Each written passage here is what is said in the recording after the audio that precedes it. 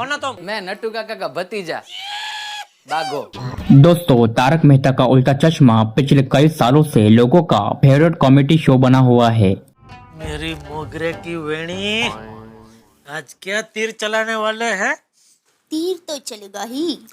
इस शो ने हमें कई यादगार कैरेक्टर दिए हैं, लेकिन एक ऐसा कैरेक्टर भी है जिसने छोटे से रोल से शुरुआत करके लाखों लोगों का दिल जीत लिया है। रखेंगे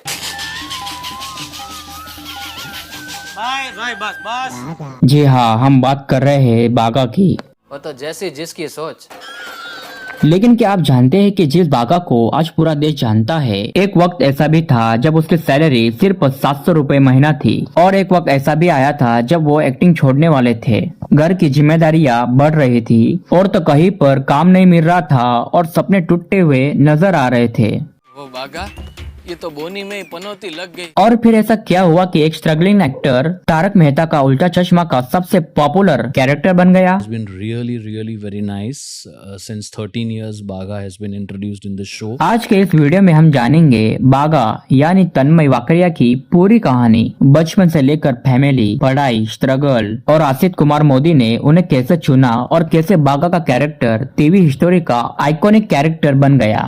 वीडियो को एंड तक जरूर देखना। Hi friends, welcome to rewind story. Tanmay Vekaria यानी बागा, उनका जन्म मुंबई में हुआ था। उनके पिता अरविंद वेकरिया थे, गुजराती थिएटर के एक मशहूर एक्टर थे।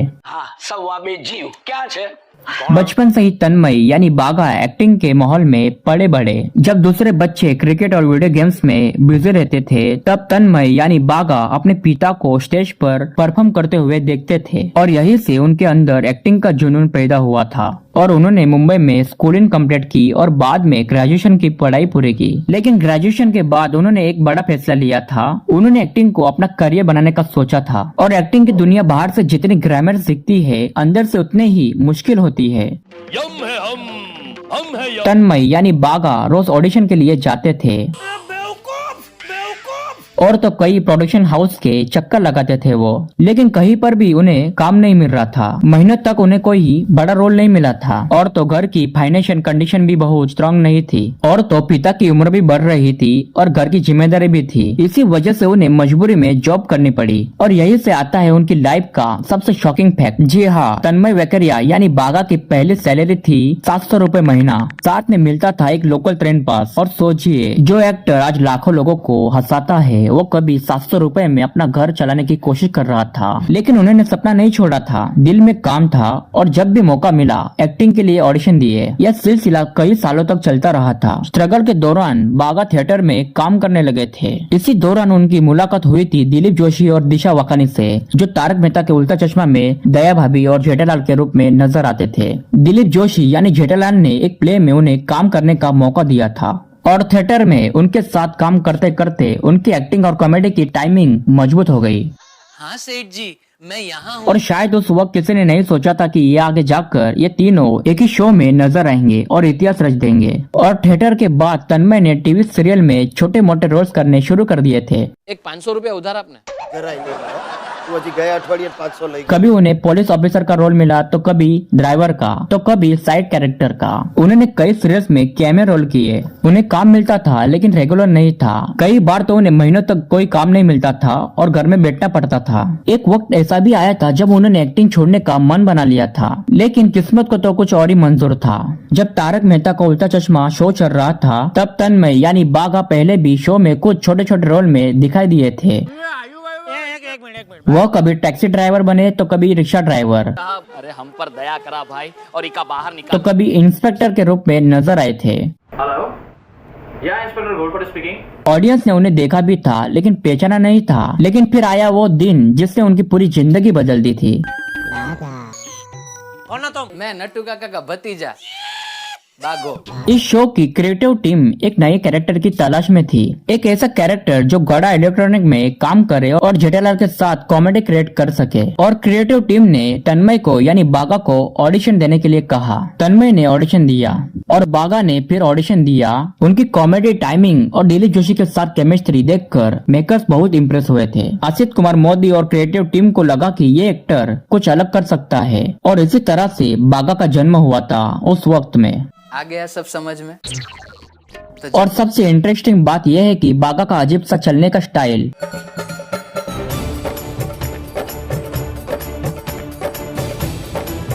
और बॉडी लैंग्वेज तो कहाँ मिलेगा? हमें नहीं पता कहाँ मिलेगा, लेकिन यहाँ तो नहीं मिलेगा। किसी स्क्रिप्ट में नहीं लिखा गया था। ये आइडिया खुद तन्मय वकरिया यानी बागा का था। उन्होंने रियल लाइफ में देखे गए एक व्यक्ति से इंस्पिरेशन लेकर बागा का स्टाइल क्रिएट किया और जब उन्होंने ये स्टाइल मेकर्स को दिखाया तो सबको बहुत पसंद आया था। तो भूत से भी भयानक है भाई। वो तो जैसी जिसकी सोच।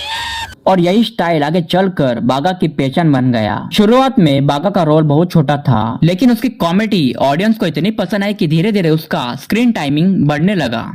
एंटीक पीस है सेठ जी, बिगड़ गया है इसलिए रिपेयर कर रहा हूँ। लेकिन दुकान में क्यों रिपेयर कर रहा है? उसके फनी एक्सप्रेशंस, उसकी बॉडी लैंग्वेज, उसका बात करने का अंदाज, हर चीज अलग थी और ऑडियंस को एक नया कॉमेडी कैरेक्टर मिल गया था। और अगर इस शो की सबसे फनी जोड़ी की बात की जाए तो नट्टू काका और बागा का नाम सबसे पहले ऊपर आता है। बोलो ओम श्री सेठाय नमः। इन दोनों ने मिलकर गड़ा इलेक्ट्रॉनिक में ऐसे ऐसे कांड करते थे कि जेठालाल परेशान हो जाता था। सैलरी बढ़ाने की डिमांड, 1 2 3 4 हमारी मांगे पूरी करो, सेठ जी बढ़ाओ हमारी पगार। नए प्लान्स और हर रोज कोई नई प्रॉब्लम। इन दोनों की कॉमेडी देखकर ऑडियंस को सबसे ज्यादा मजा आता और ये जोड़ी आज भी फैंस की फेवरेट है। और समय के साथ ये जोड़ी भी टूट गई। हमारे पुराने नट्टू काका इस दुनिया में नहीं रहे। उनकी जगह पर हमें नए नट्टू काका दिखाई दिए हैं। माई सेल्फ नटवरलाल उंडाई वाला। सेठ जी, पहले वाले नट्टू काका मेरे सपने में आए और कहा कि सेठ जी को तेरी जरूरत है। और कई फैंस पुराने नट्टू काका को आज भी याद करते हैं। मैं रंगीली रंगली मैं रुमक चुम्बक चालू। बागा की पॉपुलैरिटी और भी बढ़ गई जब शो में बावरे की एंट्री हुई। इनका नाम तो बावरी है। और तो बागा और बावरे की लव स्टोरी ने फैंस का दिल जीत लिया था। हाँ, मैं आपसे प्यार करने लगी हूँ। I love you Bageshwar ji. I love you Bageshwar ji. I love you Bageshwar ji. I love you Bageshwar. बावरे का फेमस डायलॉग, ये जलेबी लाल। अरे जलेबी लाल नहीं, जेठालाल। हाय, गलती से मिस्टेक हो गई। आज भी लोगों को याद है। गेलामल नहीं, जेठामल, जेठालाल। इन दोनों की केमिस्ट्री ने और भी ज्यादा पॉपुलर बना दिया था। बागा किसी हीरो की तरह शो में नहीं आया था। उसके पास कोई बड़ा बैकग्राउंड नहीं था। वो एक सिंपल और आम आदमी जैसा कैरेक्टर था, लेकिन उसकी सिंपलिसिटी, हॉनेस्टी और कॉमेडी ने उसे हर घर का फेवरेट बना दिया था। इनका कैरेक्टर बच्चे, जवान और बुजुर्ग सबको बागा पसंद आने लगा था। आज का बागा तारक मेहता का उल्टा चश्मा के सबसे पहचाने जाने वाला कैरेक्टर में से एक है, जो शो में छोटे छोटे रोल्स में काम करता था। जो एक्टर कभी 700 रुपए महीना कमाता था, जो एक्टिंग छोड़ने वाला था, आज वही एक्टर लाखों लोगों के दिलों पर राज करता है। And the journey has been really, really very nice. Since 13 years, Baga has been introduced in the show. Right. And the real challenge was that after Tarak happened, Tarak already was a super hit show when Baga entered. And उसके बाद अपनी एक जगह बनाना इतने सारे धुरंधर कलाकारों के बीच में, so yeah, that is I think a victory of an actor and a character as well. और ये सफर हमें सिखाता है कि अगर मेहनत और सब्र हो, हर छोटा सा रोल भी जिंदगी बदल सकता है। तन्मय वकरिया यानी बागा की कहानी सिर्फ एक्टर की सक्सेस स्टोरी नहीं थी। ये एक सपने की कहानी है। एक ऐसे बेटे की कहानी है जिसने अपने पिता से एक्टिंग सीखी। एक ऐसे इंसान की कहानी है जिसने मुश्किलों के सामने हार नहीं मानी। और एक ऐसे कलाकार की कहानी है जिसने पूरा देश आज भी बागा के नाम से जानता है। वो तो जैसी जिसकी सोच। तो दोस्तों, आपको बागा की ये पूरी जर्नी कैसी लगी? क्या आपको बागा और नट्टू काका की जोड़ी सबसे ज्यादा पसंद थी, या फिर बागा और बावरे की, या फिर जेठालाल और बागा की? कमेंट करके जरूर बताना। और अगर आप तारक मेहता का उल्टा चश्मा के किसी और कैरेक्टर की असली कहानी देखना चाहते हैं तो वीडियो को एक लाइक और चैनल को सब्सक्राइब करना मत भूलना। मिलते हैं अगली वीडियो में और एक इंटरेस्टिंग कहानी के साथ। धन्यवाद।